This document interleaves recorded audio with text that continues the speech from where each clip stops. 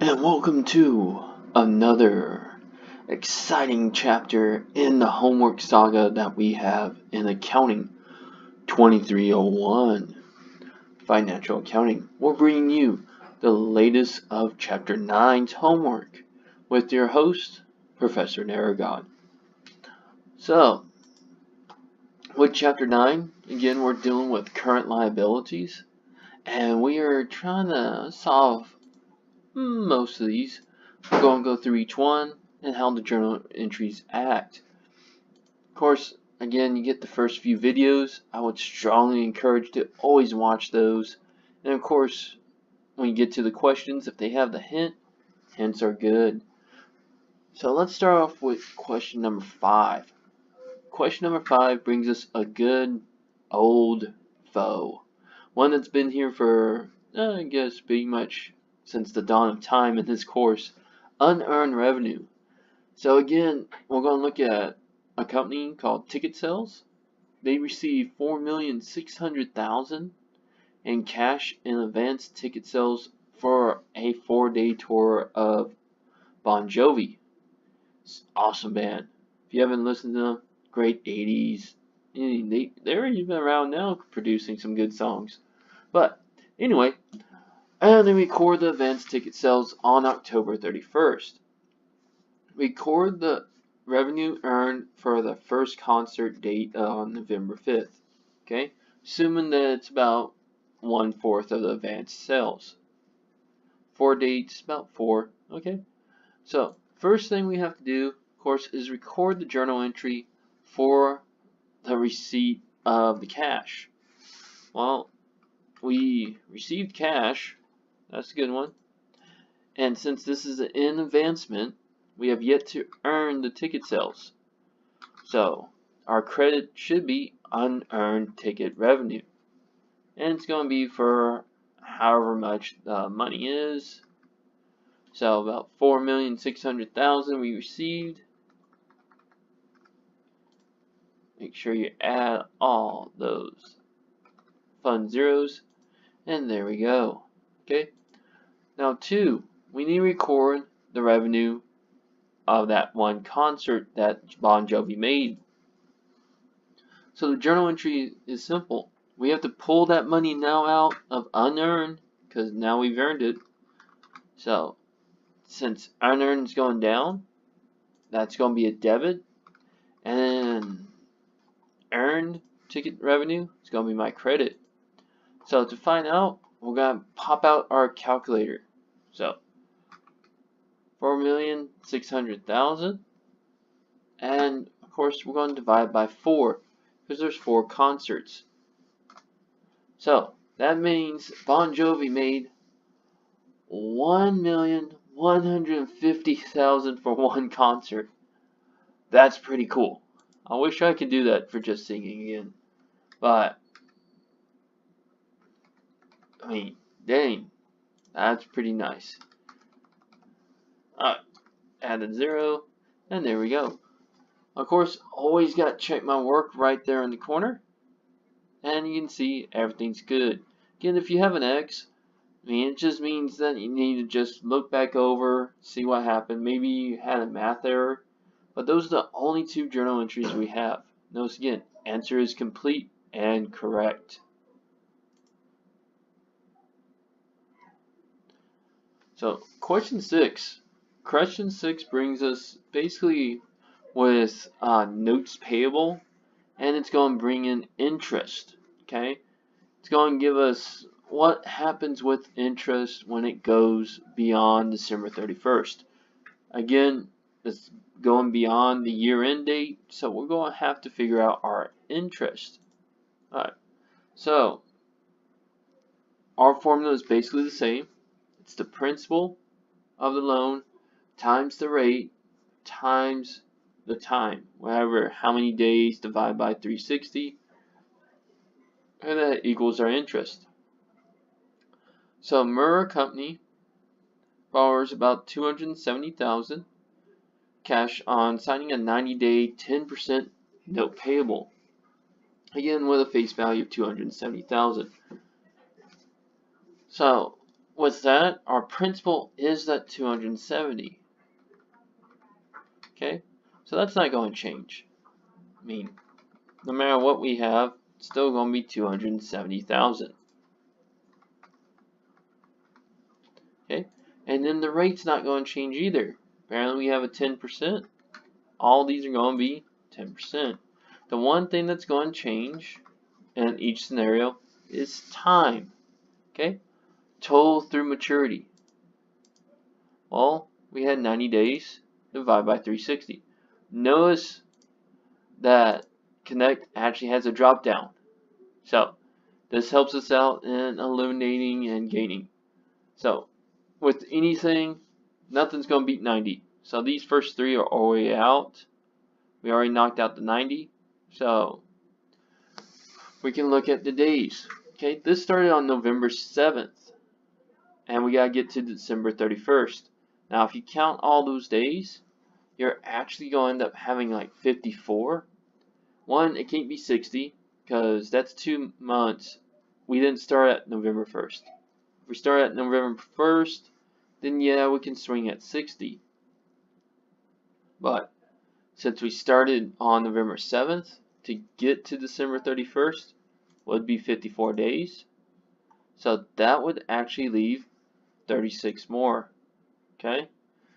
So now all we got to do is figure out the interest. So this is where the calculator comes in handy. And if you do have any kind of like digital calculator or calculator or graphing calculator, one that actually displays like I'm doing, I mean it helps out. So make sure you take the principal, 270,000 times 0.1, and of course times, again, always put this in parentheses, it just helps. 90 divided by 360. Okay, with this program, this is the reason why I like this calculator, it already gives me the answer. I don't have to hit enter, so I'm going to be able later to change the day. So 6,750. Nice. Okay, now let's do it for 54. That's 4,050. And then do it for 36. And it's going to be 2,700. Alright, so if you get to this part and you're like, oh, I don't know if I did it right, again, hit check my work. Everything's good. And notice that we still have journal entries that we're going to have to record. So here we go. First one is record the accrued interest expense. Again, we have to recognize expense in the year that it's been done. Well, we already did this right here. Okay, so all we're doing is doing this interest right here for 4,050. And we only have a debit and credit. So we debit interest expense. Again, this is like chapter 7 with notes receivable and interest receivable. This time we only have interest expense. And we have interest payable. We still owe the interest. Okay? So we have notes payable and we have interest payable now.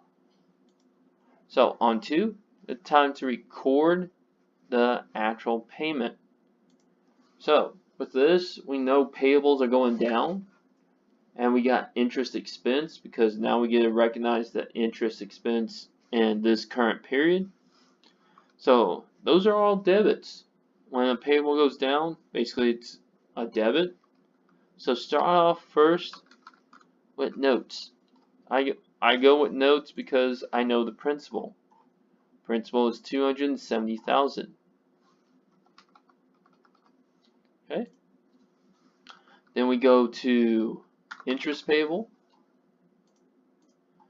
which happens to be that 4,050, or you can go back to this one to but $4,050, and then record this year's expense, 2018's. So up here, that should be this last number right here.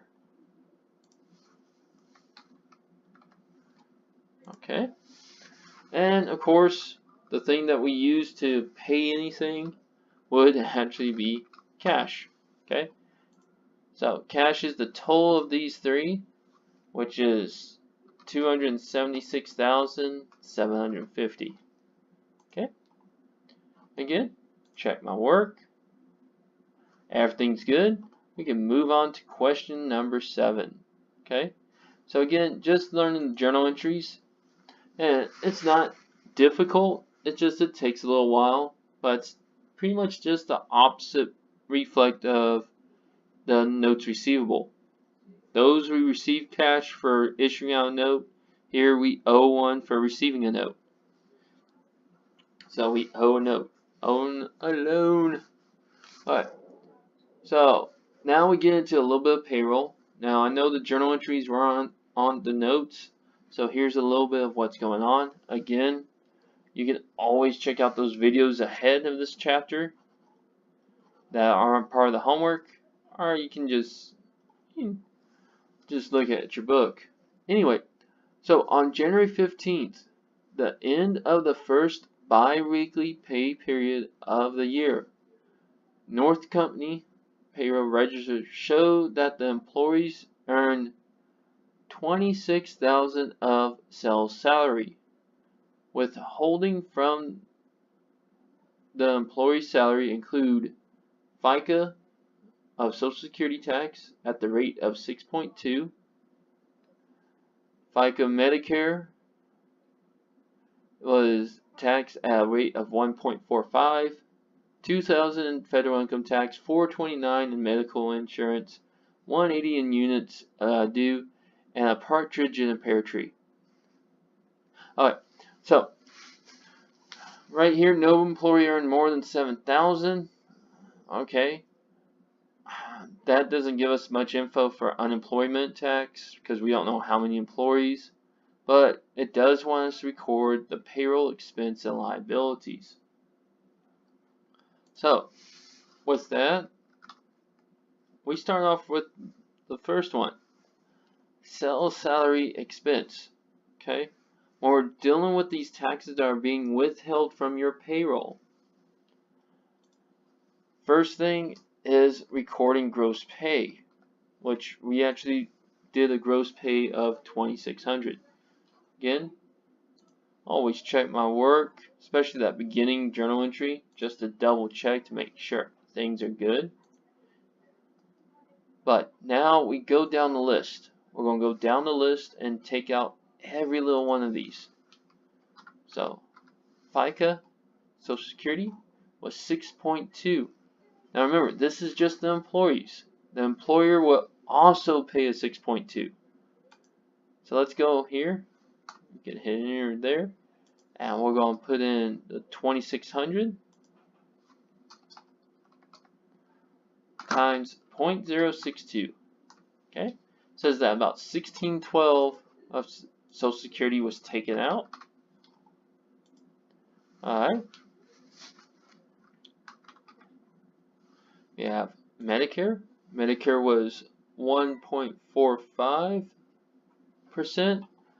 So 2,600 times 0.0145, about 377. Again, it's just easier to convert them to decimals instead of keeping them in percentages, just to avoid accidentally putting it in exactly like it is. Alright, so now with Connect, it's going to have all the other ones under employee. So employee federal income tax payable will be the 2,000 for federal income tax up here. Employee looks like medical insurance. There it is. Oh, off a little bit. See if I can just pipe in Medicare. There we go. That was $429, and then union dues. Okay, of $180. Cool. Okay, so now we have those, and we're going to have kind of a difference going on here. Okay, so the difference is probably going to run into salaries payable. Again, because we owed them that money, we're kind of paying it out. So, until we actually paid the cash for it, again, we're just basically accruing what's going on. But we definitely know that the sides don't match. So, here comes the calculator. And we're going to subtract all those away from it. The Social Security Medicare is already here, so I can remember those amounts. Now we take 2,000. Okay, for the federal, 429. For medical, and 180. So again, this medical insurance and the union dues, those are volunteer deductions. This is just withholding to pay federal income tax. Nothing to worry there. Okay, so go to the last part. Minus 180, and we have about 21,402. Okay, again, you get more of this journal entries a little bit in other classes like intermediate. So let's see if everything's correct. Everything's correct, and it's good to go.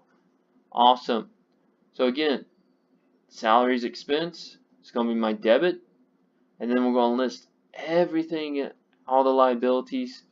Then once we actually pay it, then we get to put cash in. Okay? Again, if you have questions, please put them in the comments or send me a good email. We'll be good to go. Alright. So, Merger Co. has 10 employees. Okay? Each of whom earns $1,600 per month and has been employed since January 1st. FICA Social Security taxes are 6.2% of the first $118,500 paid to each employee, and FICA Medicare tax are 1.45% of gross pay. Alright. FUTA taxes are 0.6%, and SUTA taxes are 5.4% of the first $7,000 paid. Okay. So, prepare March 31st journal entry, record March payroll tax expenses. Alright, so we're looking at the employer now. So, we're probably going to have one Social Security, Medicare, and unemployment, it looks like. So first off, we're probably going to have payroll expense, payroll taxes expense. Let's see. Yep, payroll taxes expense is the big one. Because again, Connect likes to say different words. Always throws me off every now and then. So, FICA Social Security, FICA Medicare. Because again, the employer does pay their portion of these. And it's usually half of what's going on. So, looks like federal, unemployment. And then of course we have SUTA, state. Okay, let's see if we got everything good. Yep, everything's good. We know what we're looking at. So we gotta record each one of these. Alright, now, with this, prepare the journal March 31st journal entry. Alright, so it's been 3 months. Well, they get paid every month. That's $1,600. Okay? FICA Social Security is only done each month. So we can actually look at this and enter this. So we had $1,600, that is for each employee per month times 10. And we're going to work with that 16,000. Again, that's the amount of gross pay we actually paid out. So take the 16,000 and times it now by 0.062 for Social Security. Okay, so should have 922. Oh, 992. Oops. Did an oops. But that's okay. It's only a transfer. Medicare is 1.45. As long as you catch the oopses before you actually think that you're done. So Medicare ends up being 232. Federal unemployment and and state unemployment. Now they go to 7,000. Let's see if they hit 7,000. That's the key. Okay.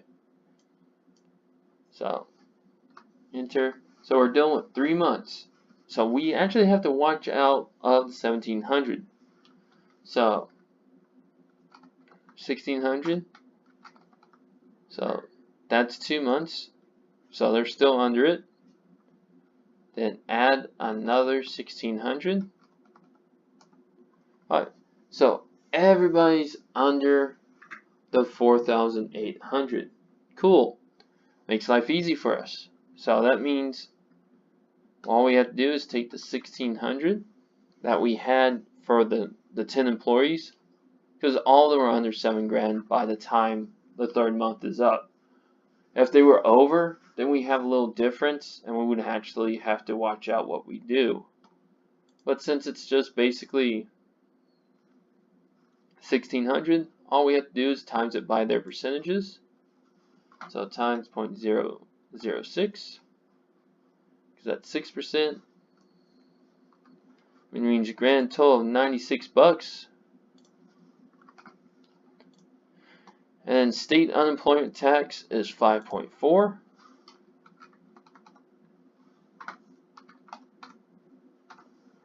Which is 864. Nice. Again, let's double check, make sure everything's running kosher. Everything is awesome sauce. So, last part, let's figure out our payroll tax expense by adding everything together. So, we have 992 plus 232 plus the 96 plus 864. It says our payroll for the month of March is 2184. So check my work. Answer is complete and correct. We are good to go. So let's move on to question 9. Alright, question 9. Cool. Dealing more with notes. Yay! I think I like the notes better. Okay. So, Sylvester Systems, suffering the succotash on that one, borrows 100, I couldn't help that. Anyway, borrows 147,000 cash on May 15th, 2017 by signing a 150-day 5% note. On what date does the note mature? Well, that one's just basically counting the days. So knowing it's going to be in October, how many months do you have 31 in there? Because honestly, I mean, it's 150 days. So 150 days divided by 3 is technically 5 months. But we definitely know we're not going to hit October 15th. Not going to do that. So count how many 31s you have. This is a quick way. So we have May 31st. That's 1. We have July 31st. That's 2. Oh wait. Yeah, June. And you have August 31st. That's 3. September doesn't have one. And then we're in October. So we have 3. So take the 15 minus 3. It's probably going to be October 12th. And it is. There we go. That's a little trick way if you ever get those questions that ask for note maturity. Okay, you do know it's basically 5 months, but you just gotta watch out for those 31s. Okay, so let's assume face value of the note equals $147,000, the principal of the loan. Now we would actually get into this face value in a later chapter, chapter 11. 11 has this. Alright, so first prepare the journal entry. So record the issue of the note. Well, when we get a note, we get cash, and then we get a payable, notes payable. And there it is. And it's going to be for the 147, 1, 2, 3, so 147,000. Awesome. Okay. And that's it on that. And then the next one is first complete the table below to calculate the interest expense at maturity. Use those calculations versus to prepare your journal entry to record the payment. So here's the payment. So now we just basically find the interest. Okay. So principal was 147, 1, 2, 3. Our rate, let's find our rate, was 5%. And since we don't have to worry about anything skipping between fiscal planes, we're going to go find that 150,360. And of course, doesn't let us actually, when Connect's not going to solve and do the math for us. We have to go jump to our calculator again. So 147 times 0.05 for our rate, times again in parentheses 150 divided by 360. Okay, and it says it should be $3,062.50. Okay. Oh, and round your answer to the nearest dollar. So that should be 3603. Oh, got him switch again. 3063. There we go. Okay, so our interest at maturity is $3,063. Not too bad, not too shabby. Okay, so now we record the payment. So first thing again, when we're doing payables, do your notes payable first. That's always going to be the face value. And then we have interest expense of the amount up here, 3,063. And then finally what we paid out, cash. And of course, a little bit easier addition here. So 7 plus 3, that's 10. So that should be $150,063. So let's check, see if there's anything wrong. Answer is complete, answer is complete, and everything's good. And that's it with chapter 9. So that's basically all that's going on with this one. Again, if you have any questions whatsoever, please give me a comment. And again, this is another exciting chapter in the homework of Accounting 2301. Hope you enjoy, and I will see you later. Professor Naragon signing out.